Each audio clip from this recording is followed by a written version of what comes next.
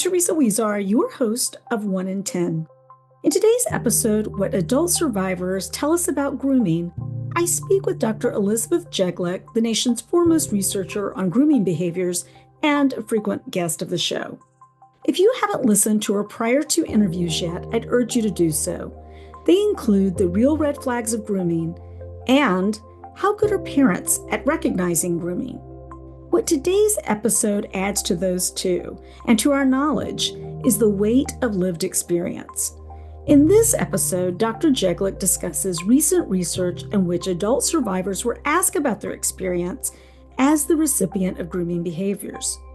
By understanding the prevalence, how common this is, we can help both adults and children better recognize these red flags and avoid this before it even begins. Want to be better equipped to protect children?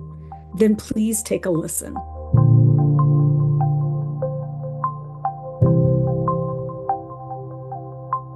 Hi, Elizabeth. Welcome back to 1 in 10. Thank you so much for having me once again. It was the joy of my week looking forward to this conversation. Well, absolutely mine as well. You know, this is a topic that I'm always very interested in and happy to talk about your latest research. But for those who may not have listened to the other podcast episodes we've done with you, there are a couple of them. So listeners, go find those. But for those who haven't yet, can you just kind of recap how you became interested in the topic of grooming in terms of your own research? Sure. I had been studying perpetrators of sexual violence, and that's how my career got started off. And then in 2008, two things happened. One, I became a mom, and two, there was an article published by Jeffrey Sandler and colleagues showing that 95% of all new people who are prosecuted for sex crimes would not have been on the sex offender registry. So that means most of those people were not known to the system. And so focusing on the perpetrators, we were really missing a large part of who was perpetrating sex crimes. So I kind of started thinking we need to focus on prevention. And it was at that time that Georgia Winters, now Dr. Georgia Winters, kind of became my doctoral student. And she was really fascinated by the Jerry Sandusky trial and how, all of this happened and people didn't really recognize that he was sexually abusing children. And we kind of started looking at sexual grooming. And so that kind of got us into these preparatory behaviors. And then we recognized that there wasn't a lot of research on it. I mean, people had been talking about it, but nobody had really studied it empirically. And so we developed a model and a measure and a definition, and we have been measuring it in survivors of childhood sexual abuse. And we really found a lot of great findings in terms of, identifying these behaviors specifically and which behaviors are more likely to be reported in cases of childhood sexual abuse, which we call our red flags. And that was a previous podcast that we had done together. So the goal really is to use these to prevent childhood sexual abuse. So let's talk about that grooming definition for a moment, because when I was rereading the paper, one of the things that I was thinking about as I was reading it is that I really appreciate the specificity of the definition that you've developed. I think that there have been different definitions out there, and some of them honestly have been vague enough that when you're trying to describe this, especially lay people, they don't even know what to do with it. And so just for our listeners who may not have heard that, and it doesn't have to be word for word, so feel free to paraphrase it. But when we're talking about grooming, what are we talking about? So these are generally overall the preparatory behaviors that perpetrators engage in prior to contact sexual abuse to prevent disclosure and detection. And we have defined it specifically as they select a vulnerable victim, and the person can be vulnerable either psychologically or because they lack guardianship. They then seek to gain access and isolate the child. They then gain the trust of the child, often their family and institutions in the community. The final stage before the contact sexual abuse happens is what we call the desensitization to sexual content and touch. And so they start crossing those boundaries. The contact sexual abuse then ensues. And then afterwards, we have developed what we call the post-abuse maintenance stage. And this is what they use to kind of make the child feel guilty or culpable, or they make them feel like they'll get in trouble if they tell, or that it's a secret so that they don't disclose the abuse and that it's not detected by others. So as you were saying, in your prior work, you really identified that while there's a whole range of behaviors that can be classified as grooming, I think 42 or something like that, that some are more high risk than others, that when you see them, they should cause more, I guess you would say, alarm or vigilance than others. Can you talk a little bit about those red flag behaviors before we talk about the specific study that we're here to talk about today? Sure. So we did a study where we've identified 42 behaviors, as you mentioned, across all five of those stages. And we did a study where we had people who were survivors of childhood sexual abuse complete our measures to indicate if they'd experienced a behavior. And then we had people who'd not experienced childhood sexual abuse complete that same survey, but designed for an adult in their lives who they had the most contact with, an adult male. And we found that of the 42 behaviors, there were significant statistical differences between 38 of those behaviors. But specifically, they fell out. This is kind of the big stat stuff, but Yeah. in low, moderate, and high effect sizes. But the ones that are high effects, meaning there's a huge difference, they were between 7 and 30 times plus more likely in those who experienced childhood sexual abuse, were those touch behaviors. So increasing sexual touching over time, engaging in seemingly innocent non-sexual touching. So that's the hugs, the cuddles, the sitting on the lap, the accidental touching or the touching while distracted. So accidental, oops, I grazed your breast or your buttocks area, or I'm talking to you while rubbing your leg, for example, exposing the naked body to the child, showing the child pornography, telling the child about their own past sexual experiences. And the only one that wasn't in that stage 4, that sexualization stage, was separating the child from peers and family. So those are the ones that we saw that were most indicative of childhood sexual abuse. Okay, now I feel like we're ready to dive into the actual piece of research we're going to talk about because I wanted to Yeah. make sure to sort of set the stage for the conversation because you have done just years worth of work on this and looking at lots of different aspects of it. Why did you decide to sort of dive into the issue of prevalence? Because that's really what sort of the study that we're here to talk about today was sort of like, how often do you see these behaviors? Why was that so important in advancing work and what we know about grooming? I think one of the things that I often come across, and still even to this day, I just got an article rejected by saying not all sexual abuse involves sexual grooming because it was a student who had submitted it and hadn't quoted our recent research. But we really wanted to show how important sexual grooming is to the child sexual abuse process because we need to, A, understand it so that we can prevent it, but also how to identify it and prosecute it. And so we'd been citing old statistics like from the 1990s where they hadn't really comprehensively defined grooming. I think they used like, giving gifts, for example. So it was just a very finite thing. And that was the only study that really talked about how common these behaviors were. And they had an estimate of about 50%.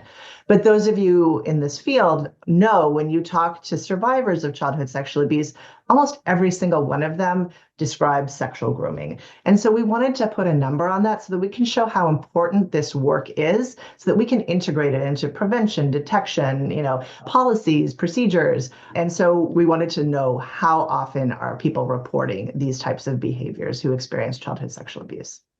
I mean, a lot of ways, I feel like so much of your work has been about sort of demystifying the issue of like, how could we have known? Or is there a way to know ahead of time and identify things, which I just really appreciate because I think that a lot of parents and caregivers feel at an utter loss. Like, they're like, I really want to protect my child, but how big a problem is it? How vigilant do I need to be? What do I need to look for? So, in a lot of ways, I think that your research has had a lot of practical application to it as well. But just set the study up for us. So, how did you approach it? What did you find your subjects? Who were they? Just a little bit about their characteristics. And then let's dive into the findings. Sure. So we have been surveying survivors of childhood sexual abuse, and we had 2 large data sets. We've generally been doing it online through the website Prolific, which gathers people who want to complete surveys in exchange for monetary compensation. They're generally reflective of the US population. And so we had a sample at this point of over 1,000 individuals who had experienced childhood sexual abuse, largely females, as we know that girls are more often abused than males. So 1 in 20 boys and 1 in 4 girls, according to the CDC's latest data. And so we had them complete the surveys online because there's evidence to suggest that for subjects that are more sensitive, people tend to be more honest when they complete anonymous surveys online. So we didn't have, any identifying information about these individuals. And then they completed our sexual grooming scale, which are the 42 behaviors, whether they experience them or not, and then some characteristics about the abuse, like, what type of abuse did they experience, who the perpetrator was, how old were they, the number of times they were abused. And so we then compiled this data to look at prevalence rates to see like how many people endorsed any of those 42 behaviors How many behaviors did they endorse on average? And then were they endorsing behaviors in all five of those stages that we talked about of the grooming process? When you got your findings, when you looked at it, was there anything about it that surprised you?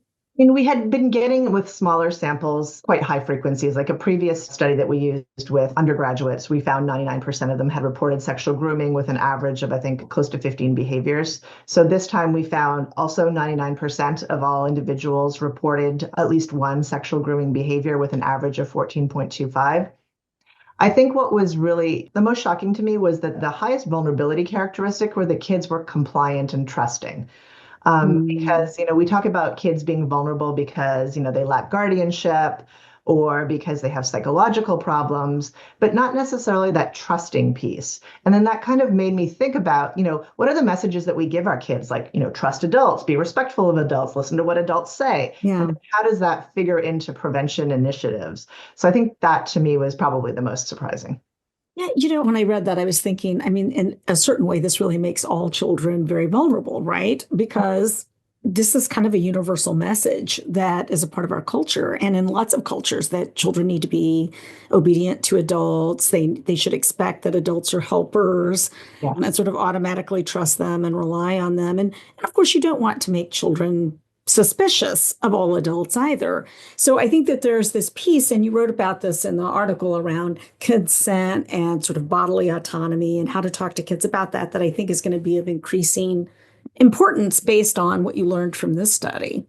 Yeah, absolutely. I think, really having those conversations with kids, like, generally adults are trusted individuals. We don't want to scare people, but at the same time, these are boundaries. And if anybody is crossing those boundaries, be it a parent, be it a sibling, another youth, or an adult who's supposed to be caring for them, they need to tell somebody. I mean, they need to share that with them. Like you, I was not surprised by the prevalence. 99%, 100%. Like, Yeah. it would not have surprised me based on talking to adult survivors and listening to children's disclosures. I think that this is just a reminder of just how intentional all of this behavior is. I was interested in the fact that it didn't seem to make a lot of difference who they were saying the offender was. And they were virtually all known to the child, only what, 6 or 7% were strangers.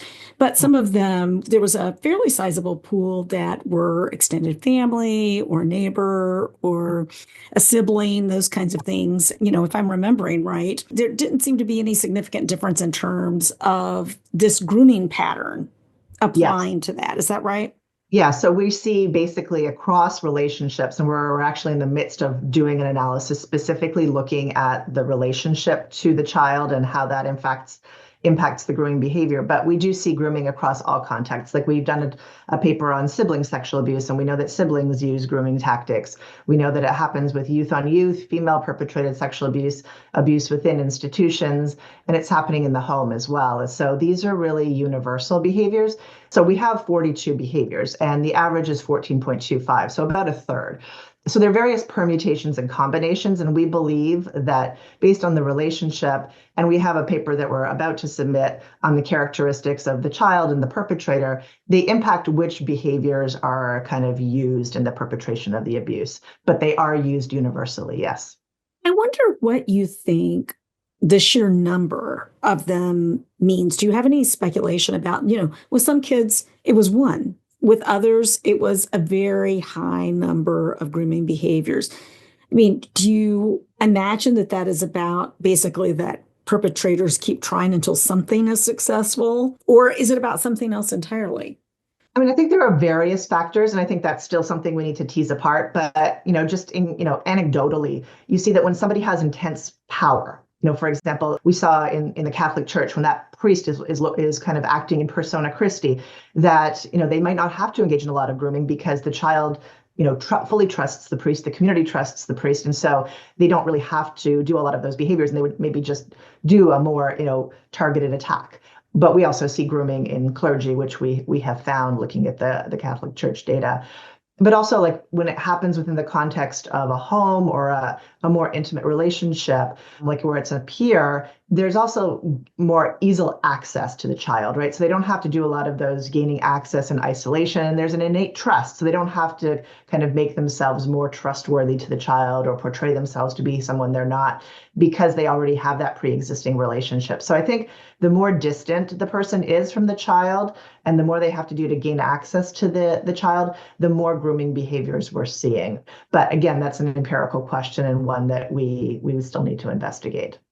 One of the things which was not necessarily, the key point of the study, but that I personally found interesting, I mean, and sad, was that while the subject pool was relatively young, I mean, I think the average age was what, 35, something like that, that was the median Yes. age, that at the same time, so few of these adult survivors had ever told anyone, not just that they hadn't told police or CPS or someone else, but just even informally. In many cases, I think your survey was their first disclosure, essentially. It was. And so I think only 40% had told somebody else informally, and I think only 10% had formally disclosed. So, I think that really speaks to the guilt and shame that goes along with childhood sexual abuse and how we really have to kind of start having these conversations and making children and adults aware that this is not their fault and that the way that they're going to heal is by coming forward and relieving some of that guilt and shame. And it's really quite tragic. And because they're not coming forward and sharing that, they're not getting access to resources or potential interventions that could help them and maybe others as well. I was thinking about it when I was reading that.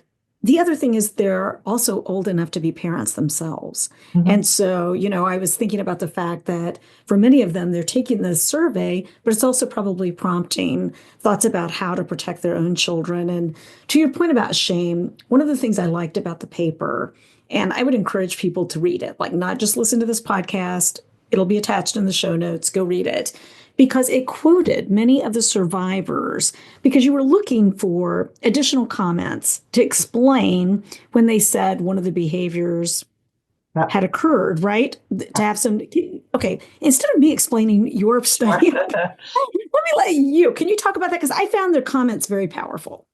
Sure. So one of the things that we ask them to do is not only say, did you experience this or not, is to describe it. And not obviously in these self surveys, everybody takes the time. But I think because this is so hard to talk about, people feel like they want to share their experiences. And we had some wonderful, brave individuals sharing that what it was like for them. And so we kind of provided a synopsis for every single one of those 42 items of examples of what the survivors were saying. And it really, I think, provides context. And you can see how, based on the gender of the perpetrator or the age of the child, they're reporting different things, but it's all the same construct, right? So, they're talking about how they might have been vulnerable or what the strategy that the perpetrator used was.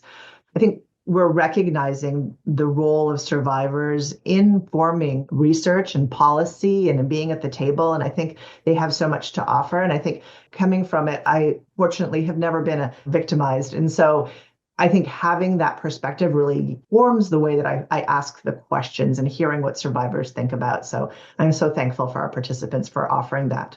Oh, absolutely. And I was struck by how many of the comments they were filled with shame or attempts by the perpetrator to shame them. I mean, just explicitly that this was part of the post-abuse maintenance routine, essentially, was if it didn't work to reassure the child that what they did was perfectly normal, then they moved to it must be your fault or, something else. And I was also thinking about in our own sort of prevention education efforts that often when we talk about these things, we talk about them in abstract.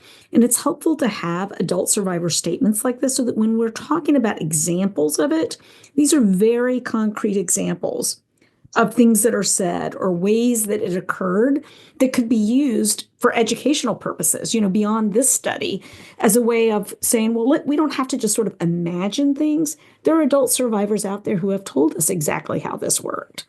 Yep, absolutely.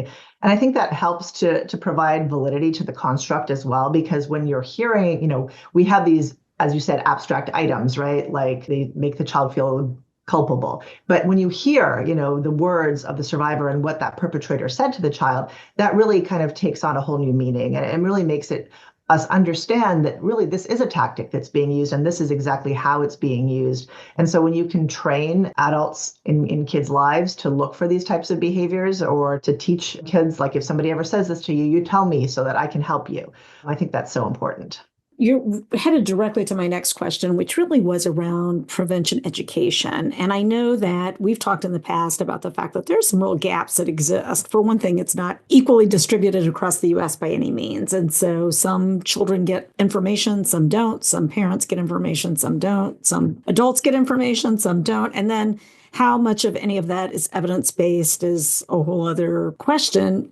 What do you think about our current state of knowledge in terms of designing these programs for adults and for kids, and not just this study, but the cumulative weight of your work? What is your advice to people who are devising these programs?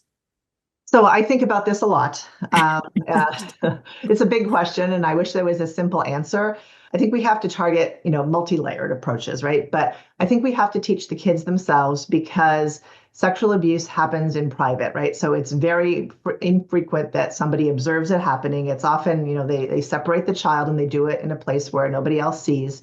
So if we don't teach the child, about bodily autonomy, about what grooming behaviors look like and who to report to, we're going to not catch the perpetrator. So I think the biggest way to do that is through schools because almost all kids are, in school. And so Aaron's Law is passed in 38 states. Not all states have passed it yet, but that requires, sexual abuse prevention education in schools at age appropriate levels.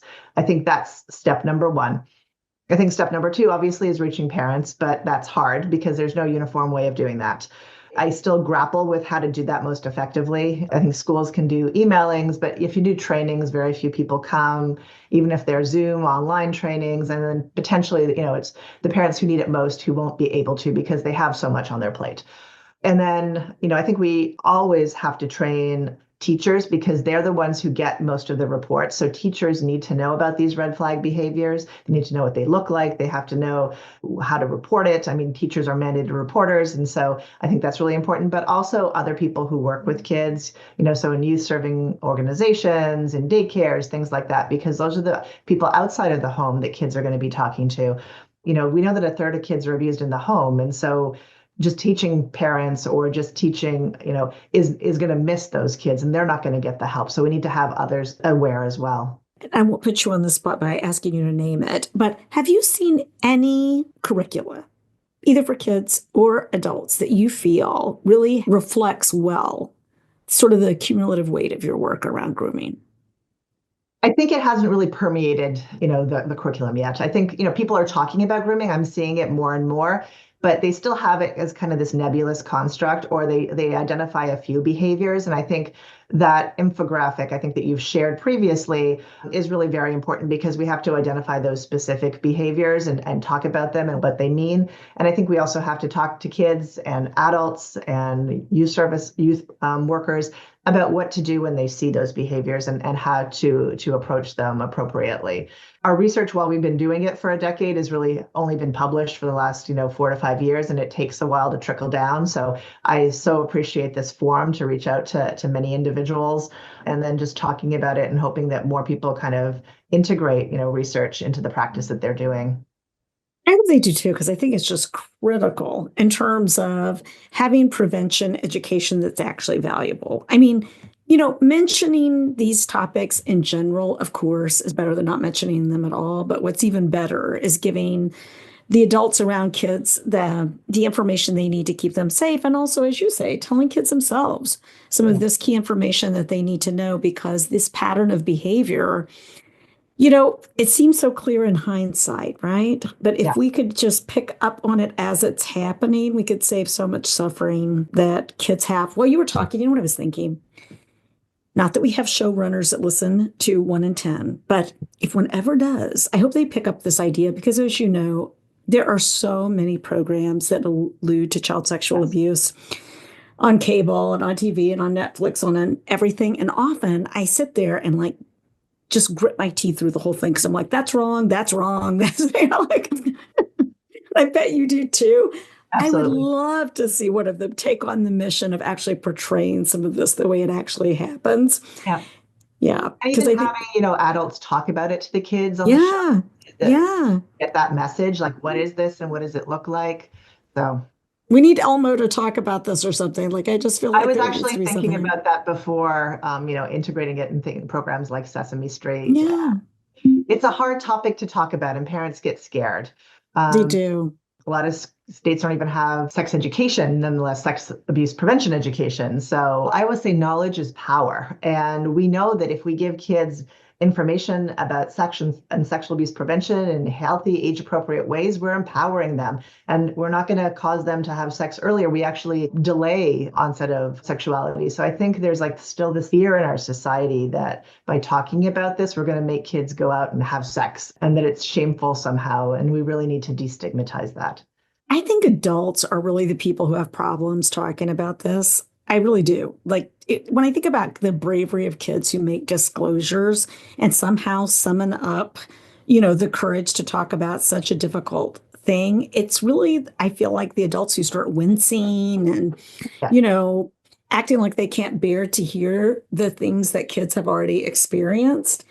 And I had this interesting experience a couple of weeks ago where I was talking to someone in a corporate setting about, education that they want to do with employees, which is great around this topic. I'm delighted by it. But I have to tell you, the level of nervousness and anxiety that they had in even contemplating it, it was really enlightening, because it's been a while since I've talked to someone who was that nervous about it. And I thought, this is probably the average adult reaction right here. I'm not sure I'm seeing anything unusual, but how are we going to get to a point where adults can recognize grooming if we can't have these conversations? And if people start immediately, their shoulders go up to their ears the minute you start talking about child sexual abuse.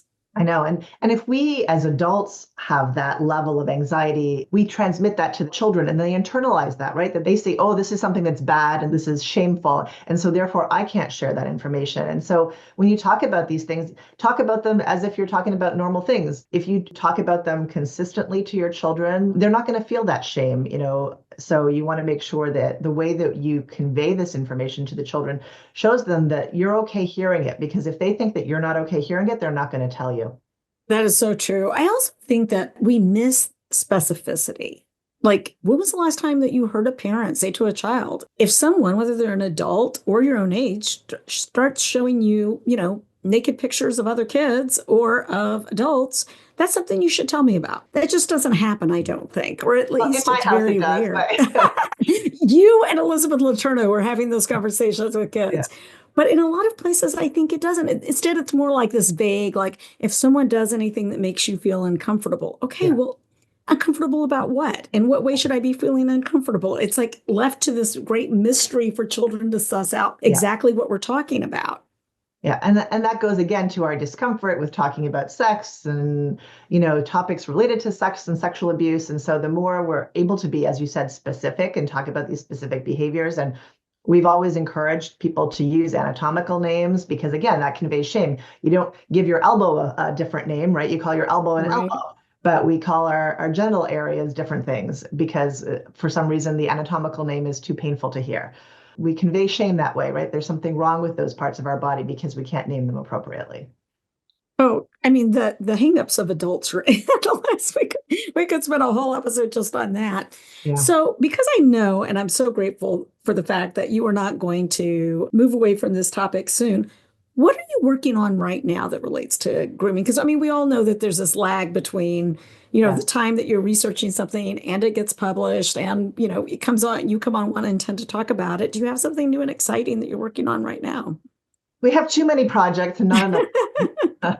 But I think the next project to come out is the one I mentioned that we're looking at grooming behaviors based on the characteristics of the child and the perpetrator. So whether the perpetrator is an adult or a youth, whether it's a male or a female, and whether the child is under the age of 12 or a teenager and a girl or a Mm, boy. And we're seeing really interesting fact patterns. What we're seeing is that with adolescent females, when the perpetrator is an adult male, they're using those loving tactics. So they're taking girls who have low self-esteem and feel kind of, lonely and isolated, and they're showing them affection and love. And so that's kind of and they believe that they're in a consensual romantic relationship. And then with adolescent males when the perpetrator is a female, that they're using more overtly sexual tactics, so they're exposing their naked bodies to the adolescent male so that they kind of, entice them that way to the abuse. With the younger children, they're using a lot more isolation tactics and gaining the trust of the families in order to gain access to the child, because as you can imagine, the parent is a guardian, right? So they have to usurp the parental guardianship. So I think that's going to be really important when we talk about targeted strategies and how we see different patterns of abuse with adolescents and with children. Because, I think especially in the teenage realm, we see they believe that they're in love or that this is a Yes. consensual relationship when really, and then later on they recognize how they were manipulated and abused and how much Right. it has hurt them. So I think that's really important, kind of going forward. We're also empirically studying familial grooming. So, how are Mm, perpetrators grooming families of survivors? So, parents who've had a child who's experienced sexual abuse. And we're looking at sexual abuse and grooming within sport because while we interesting. know that it happens, and we've seen it with, Sandusky, Nasser, we don't have a lot of individual reports of what it was like. And we think that there might be specific characteristics that are unique to sport and unique to each sport. So, swimming versus soccer versus equestrianism versus skating. I think there might be different ways that perpetrators are grooming in each of those sports. So hopefully that will be out in a few years, I guess. But Well, hopefully not quite that long. No, I'm so glad you are looking at that. I think that, we've had folks on the program before, including adult survivors, to talk about their experience with sport. And that is just a really unique realm, the level of control and power that coaches, doctors, others have.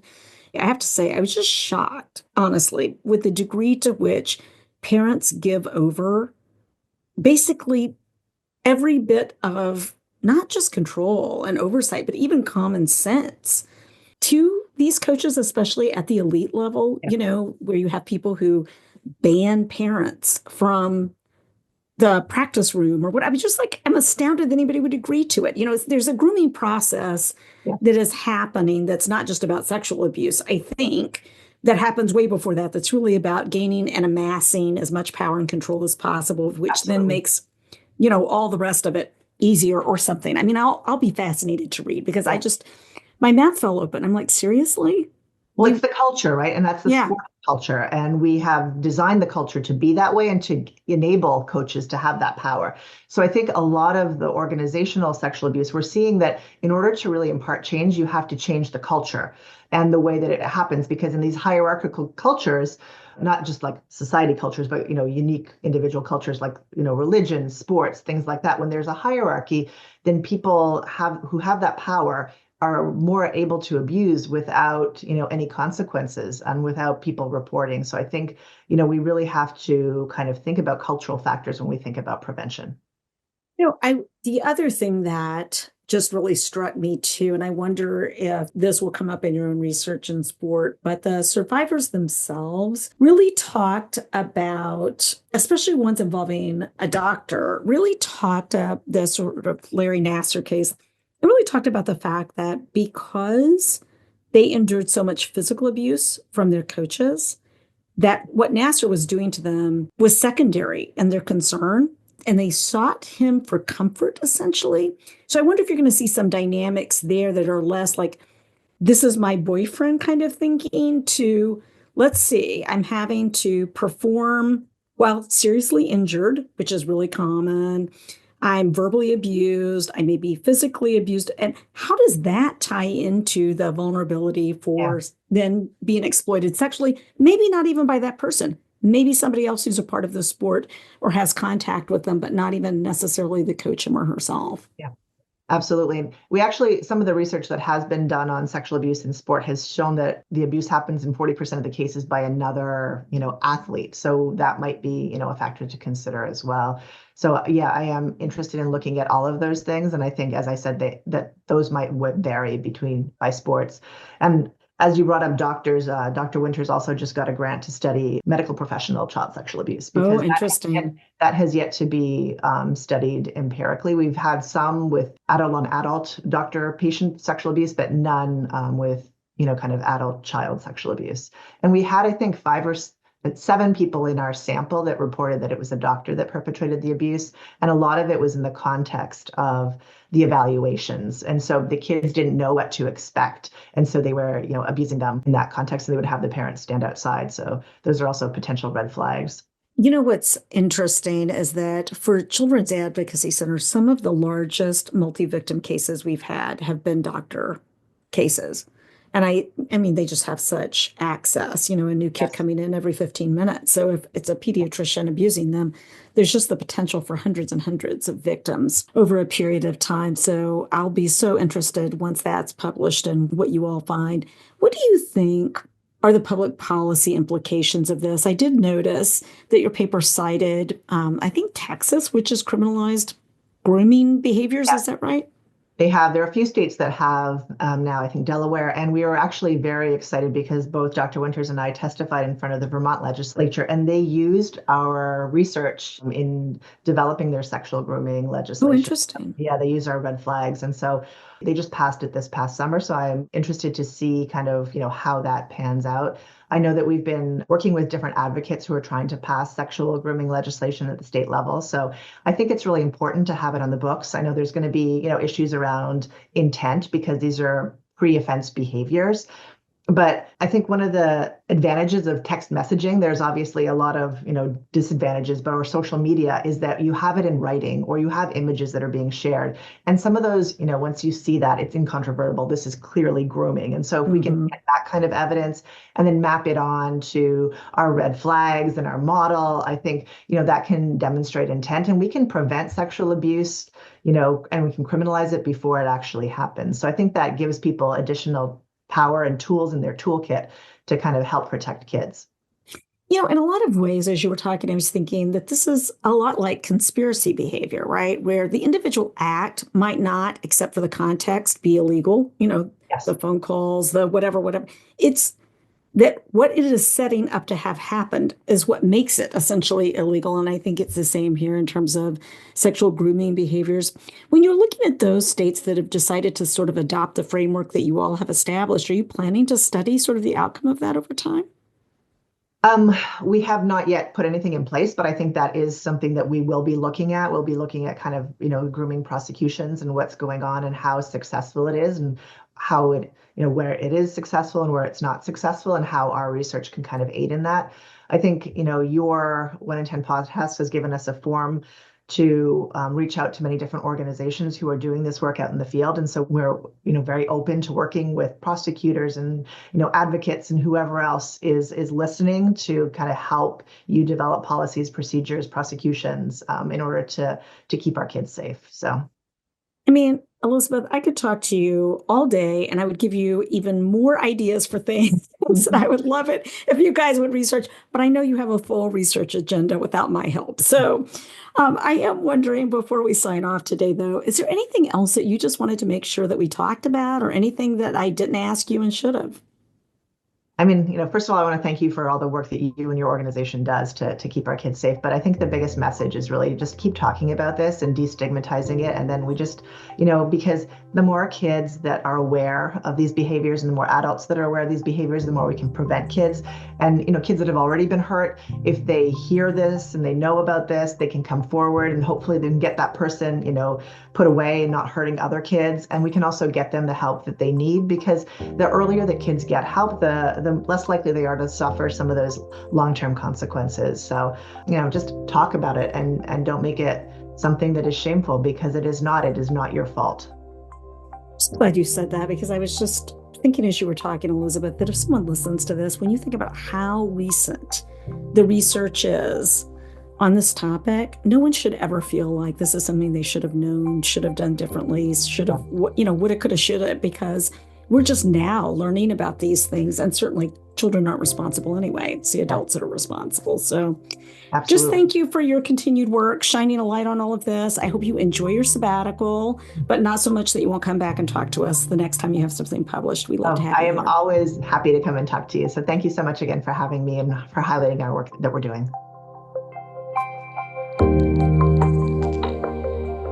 Thank you for listening to 1 in 10. This episode wraps up season 6, and we look forward to rejoining you in January for all new episodes. In the meantime, all of us at 1 in 10 are wishing you a healthy and safe holiday season.